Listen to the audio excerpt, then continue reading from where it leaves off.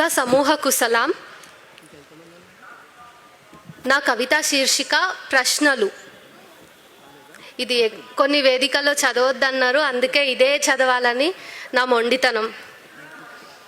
కాలం రెపరెపలాడుతున్న జెండా, దాని రంగే వెలసిపోతుంది. వెరసి కాషాయీకరణ చెందొచ్చేమో చెప్పలేం.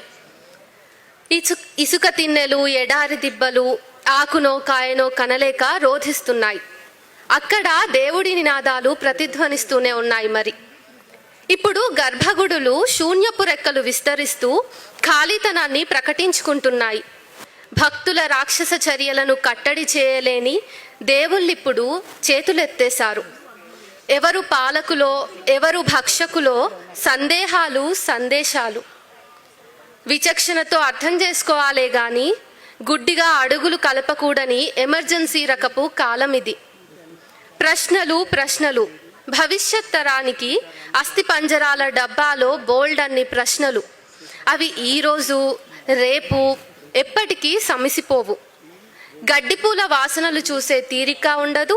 చెలరేగుతున్న మంటల సమాజంలో మతాలు ఆజ్యంగా నిలుస్తుంటే, రైటిస్టులు లెఫ్టిస్టుల పుంఖానుపుంఖాల ఉపన్యాసాల మధ్య, టీవీ ఛానళ్లలో వాదోపవాదాల మధ్య, నిజాలో అబద్ధాలో బేరీజు వేయలేని మా యువత గందరగోళంలో నెత్తులు బరుక్కుంటున్నప్పుడు, అసలైన మేధావులు కూడా నిగ్గదేల్చలేక చేతులెత్తేసినప్పుడు, ధైర్యం మనిషై గొంతు విప్పిన వాళ్లను జైలు గోడల లోపలే సమాధి చేస్తున్నప్పుడు, నిజం నోరు దాటే లోపే బుల్డోజర్ నీ ఇంటి నెత్తి మీదకు ఎక్కుపెట్టి ఉంటుంది. ఇక భవిష్యత్ అంతా అచ్చంగా ప్రశ్నలే అవ్వకపోతే నన్ను అడగండి.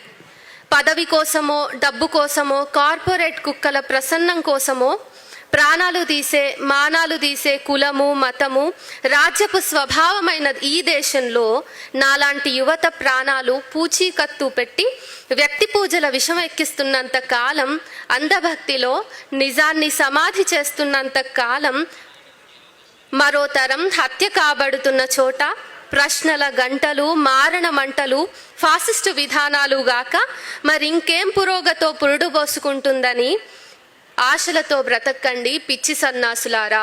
Thank you.